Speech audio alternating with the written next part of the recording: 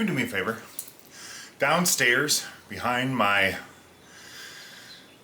tackle box that I keep all different types of guitar electronics and parts and stuff in, behind that, there are several small Ziploc bags. You want to grab me one of the bigger small Ziploc bags? Sure. Thank you.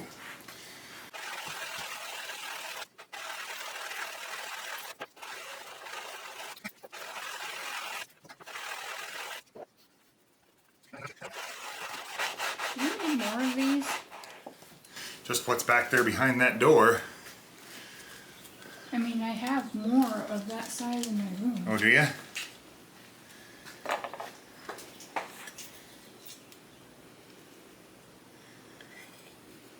What are you going to do with that? Oh, there's all kinds of stuff. If you're doing inlays or something, you need to fill in the gaps around an inlay. A little bit of ebony dust and super glue. Makes a grain filler. Makes a gap filler.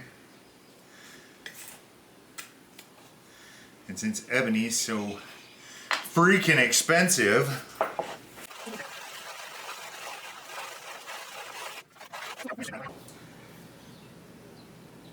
Why are you only doing one thing?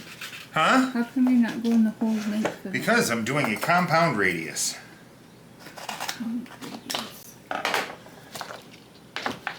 This is not going to be the same curvature as this.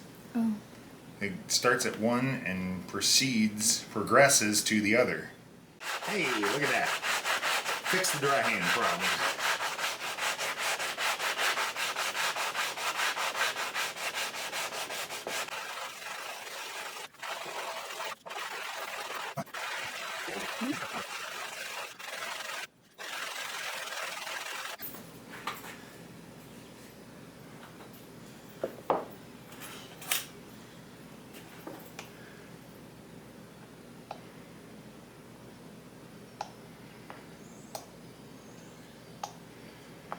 That looks pretty good. All right, now the 12.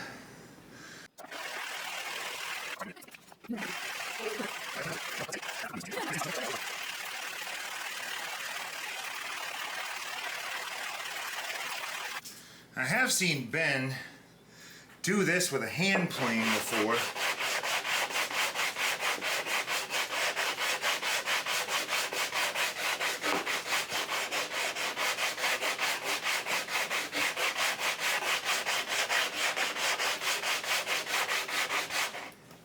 And it might work, but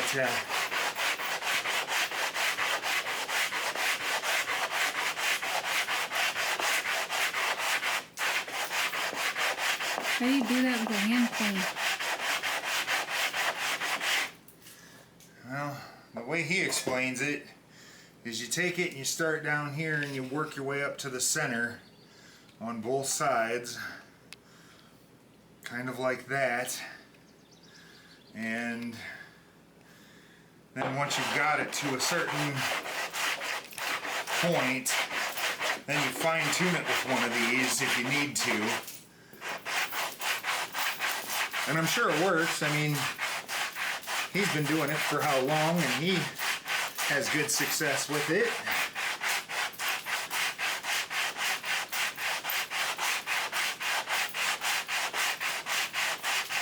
I might try it on a future build.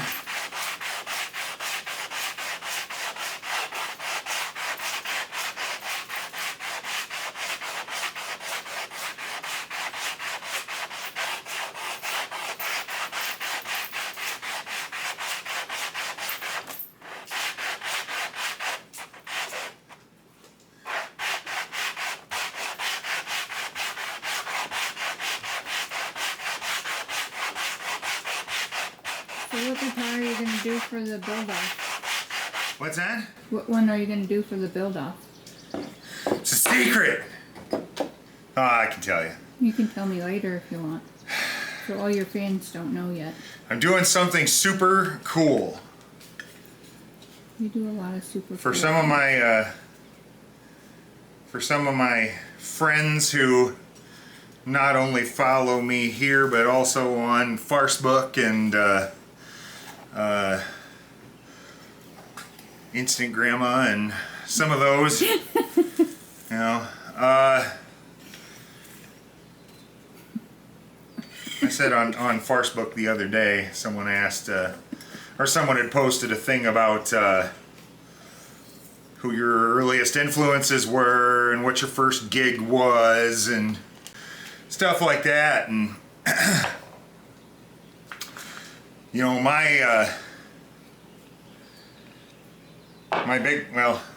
older brother, can't call him my big brother, I'm way bigger than he is, but anyway, my older brother Ron was, no pun intended, instrumental in me becoming a guitar player. You know, he was the first person to teach me a song, Rock You Like a Hurricane, Scorpions. He was the guy who taught me how to do a power chord. He was the guy who exposed me to heavy metal. Right? I mean, I shouldn't say that. My oldest brother, Jerry, is probably the one who got me into metal first. But it was, you know, Judas Priest, Iron Maiden, Motley Crue, stuff like that. Ron got me into Megadeth and Metallica and Anthrax and Slayer and... Okay, so... but anyway, my brother Ron, being this huge inspiration to me and stuff like that, he's a guitar player too. And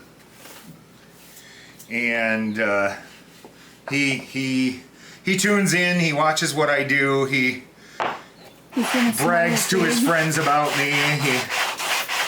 When he watches this, he's gonna smile real big. Right. He is in many ways my hero as a musician and as an older brother. And now I'm doing this and he's so incredibly impressed and proud of me and stuff like that. So for my GGBO this year, I'm building him a guitar. I'm building him his dream guitar. Very cool. So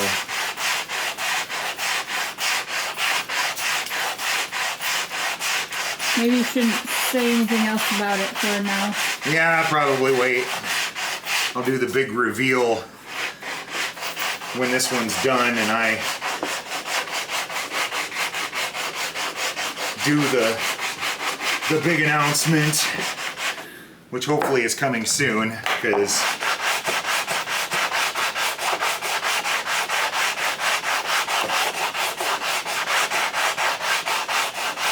it's already May.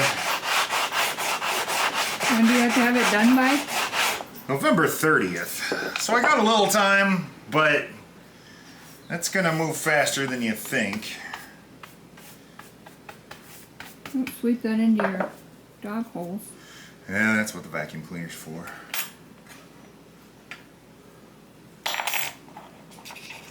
Come here, ya frickin' fumble-fingered frickin'... Okay.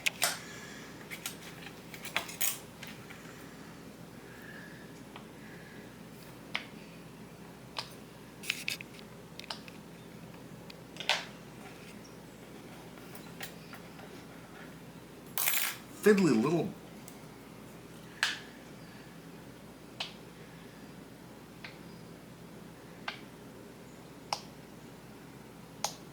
That's about perfect.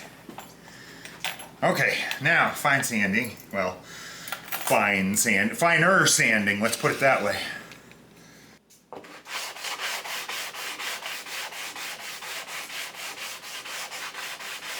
So at this point, I have my radius.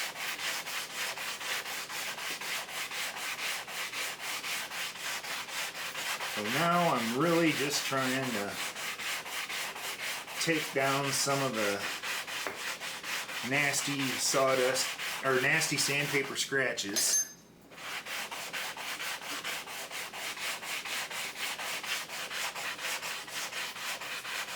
You know, sandpaper scratches are a real pain in the rear, because you'll look at it and you'll think to yourself, I got it. And then as soon as you put guitar finishing oil or fretboard restorative or anything like that, every sandpaper scuff that you missed stands out like someone shone the frickin' bat light on it.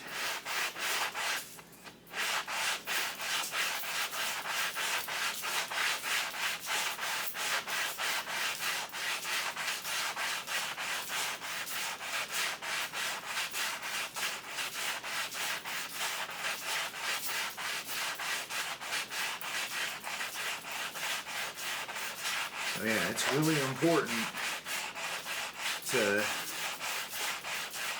work your way down through the grits.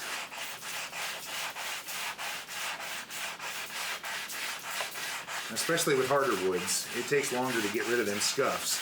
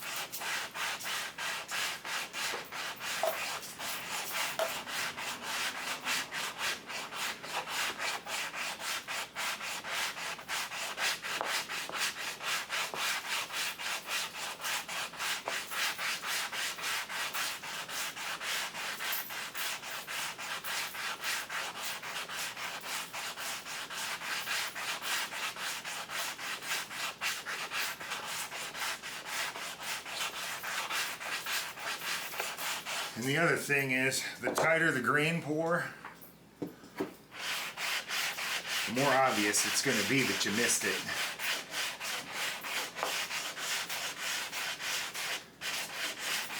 If you got something that's really porous, like Indian rosewood or something like that,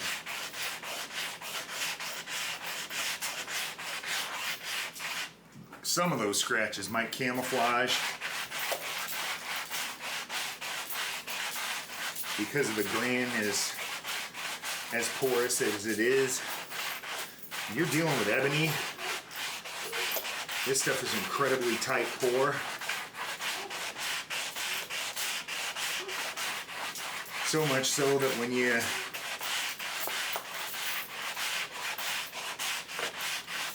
sand it down to a certain point, it almost looks like a type of stone or things like that. So if you don't do your due diligence in the sanding process, you end up with a lot of ugly scratches at the end that stand out like a sore thumb.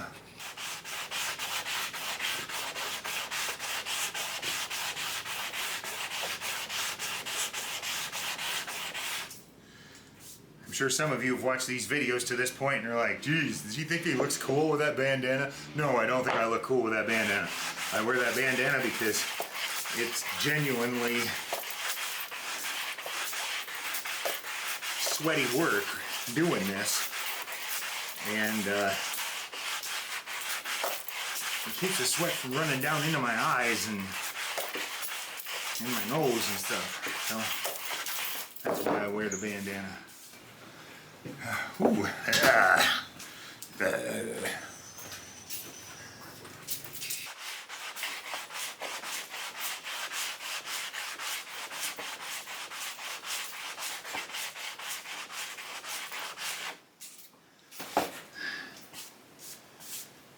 Okay.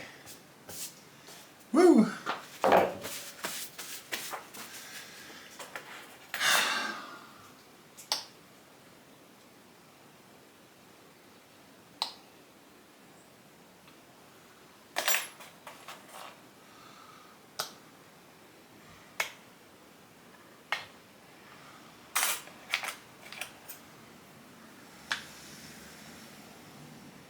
That. Good thing they weren't expensive.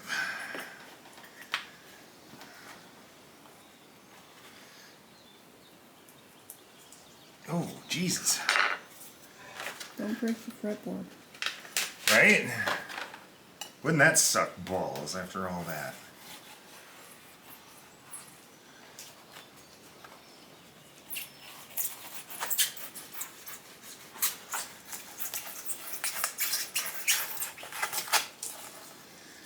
There we go. You got it stuck down pretty good. Yeah, well, I didn't want it to scoot on me while I was busy. And it definitely did not. It definitely did not. Okay, so after I peeled this up, I took a look at it, and I did notice that right dead center here, I'm still just a little flat in a couple spots. So I'm going to work that just a little bit more with the 240 grit before I move up any higher.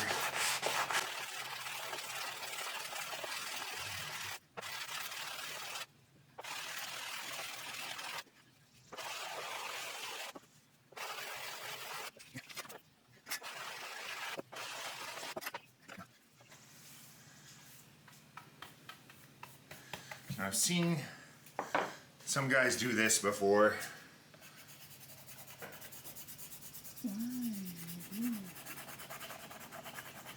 Just so you can make sure that you got everything where it needs to be.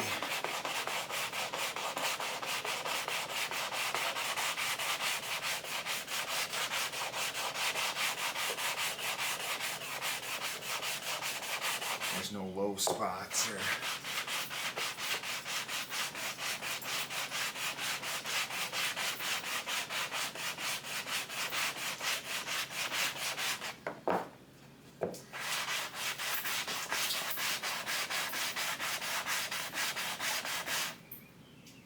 okay.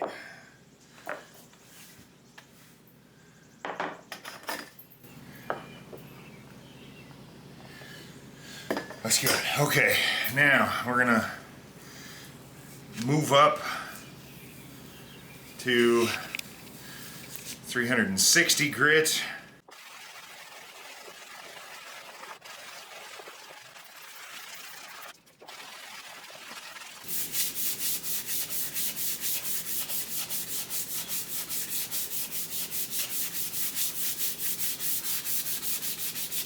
Like glass. That's wood.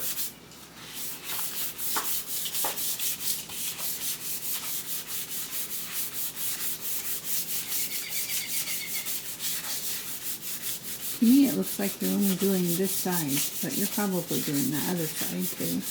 I'm working my way back and forth. You don't want to just do one spot. Like the side that's closest to you, I mean. Right. I'm doing the whole thing. I'm moving back and forth across it. It might only look that way because it's a round disc, and I'm only moving it about that far.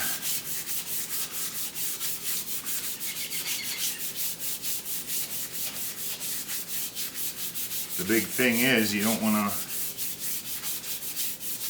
just stay in one spot. Right. This side back and forth, this side back and forth, the middle back and forth, this side back and forth, that side back and forth, the middle back and forth, etc.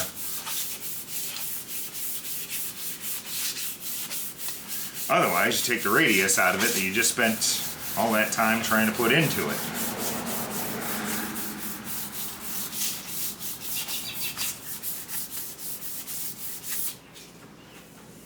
Wow.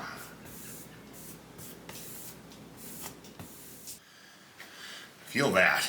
Feels like glass.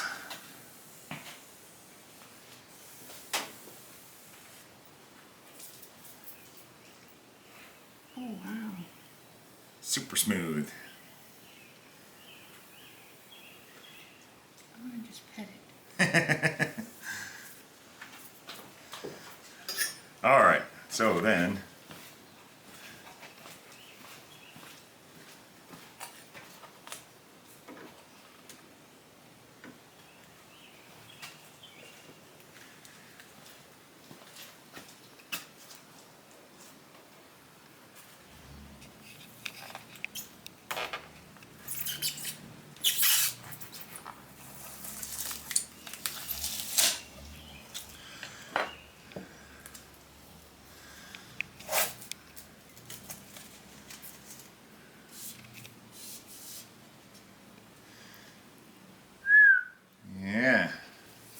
drag lines. All right. So then, clean this up a little bit. Next is slotting. All right, so our carbon fiber stiffening rods are epoxied and dried. Our truss rod fits. Our fretboard fits. Did Ben ever get back to you about the nut thing? No. I think I'm gonna be okay. I hope I'm gonna be okay. I mean, it sits below where the nut's gonna be. It's not hitting the nut. And the actual tension points are way back behind where the nut's gonna be, so that's not gonna have pressure on the back of the nut or anything. I think it's more cosmetic than anything, but if I have my fretboard right there, and I have my nut right there, and I have a truss rod cover, I don't think you're even going to see the damn thing, so I don't think I got to worry about it too much. Alright, so I could have swore that Ben had a tutorial video on the Crimson page on how to use the fret slotting miter box. I'll be damned if I can find it though. I looked and looked and looked. I looked through Crimson Guitars, I looked through Crimson Guitar Extras, I went all the way back to before the fret slotting miter box was even a thing. I can't find it. So I don't know if I'm imagining things on him doing a video on it, or if it has since been deleted, or whatever. So, with a little bit of practice and a sacrificial hunk of poplar, I practiced, and putting a 25.5 scale, it looks like I got it figured out. Good job. So essentially what I have to do is I have to square the fretboard with the end of the gauging ruler. And then as I feed it through, the pin sits there, and then where the cut is where it's accurate to cut the fret slot. Now the other thing I need to do before I proceed, I put the depth guide tape on the right-hander side, and I'm a southpaw, so this is gonna switch over to the other side, because this constantly having to do that while I'm cutting is not doing my back any favors. Looks good.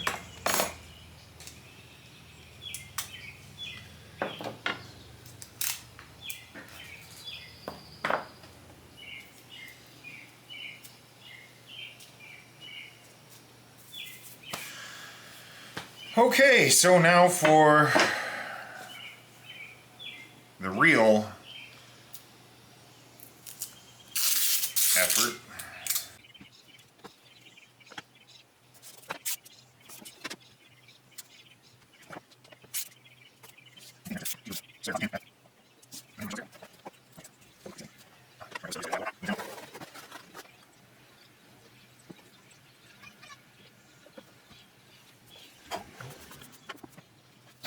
All right.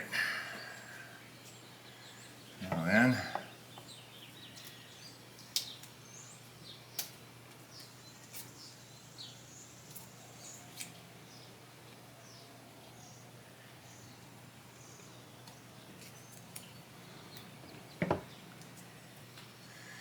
Now for the real one.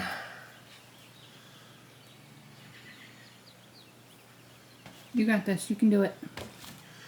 I hope so, because I really don't want to screw this beautiful, beautiful piece of ebony up. I believe in you.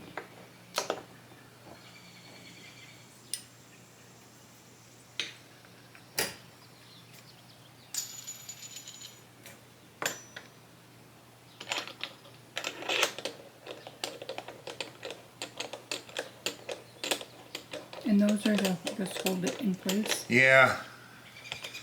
Snuggifiers. Aha. Copyrighted, don't use that. Snuggifiers.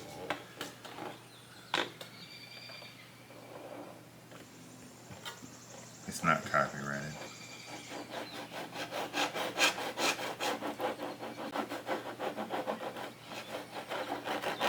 Okay, so that lines up right where the nut's gonna be.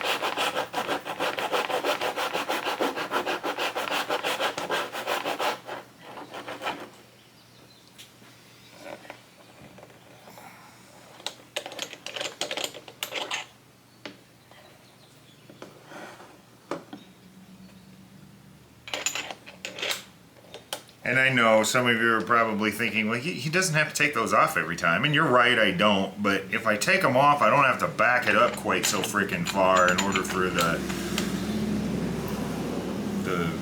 ruler to hop over the pin for the next one. So just a little bit easier that way.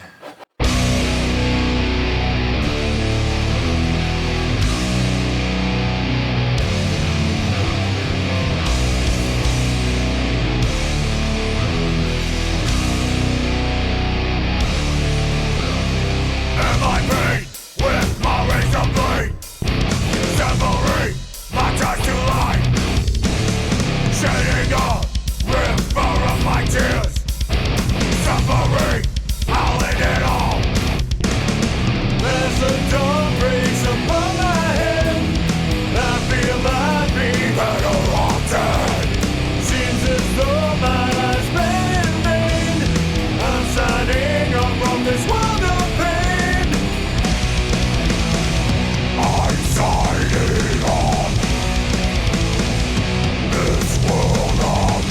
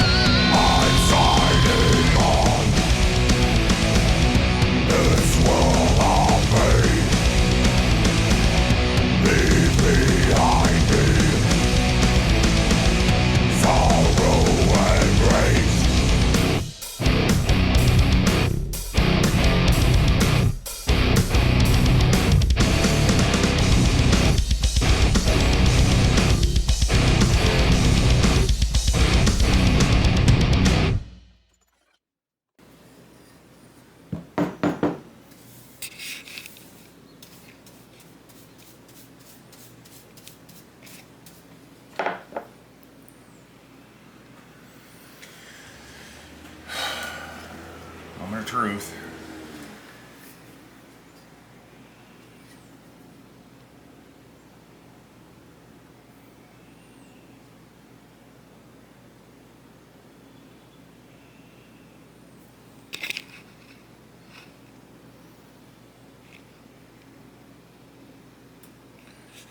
That looks about as right as it's gonna get.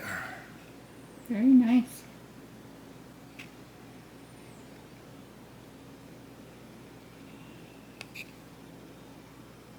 Good job. I could put a 23rd fret there, but I'm afraid that's probably gonna shear off anyway, because it's just a really thin little piece of wood there at the bottom.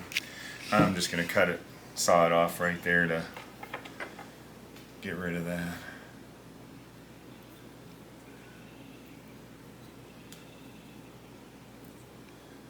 I killed another one of these. Why don't we just get you like a scraper? Half tempted to get like a frickin' really nice cake spreader. Frosting spreader.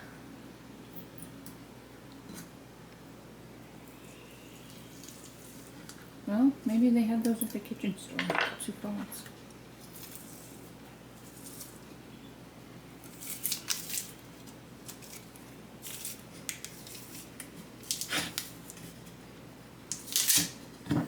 Woo! I have a fretboard. Yay! Super excited. Well, after a little bit of research, I think I got this thing figured out, and that's awesome.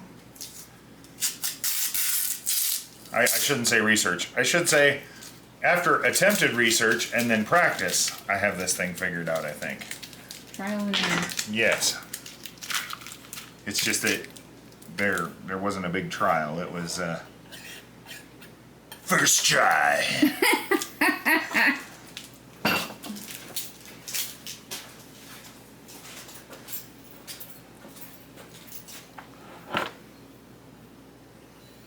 So then, I guess next,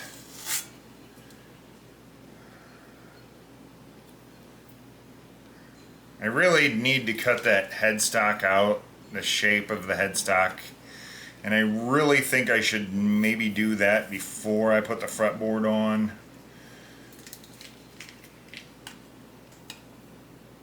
But in order to do that, I need to change my bandsaw blade to a less aggressive blade. And right now I got a 1-incher on there that's super awesome for rip cutting and stuff like that, but no bueno for cutting patterns, you know, tight curves, that kind of stuff.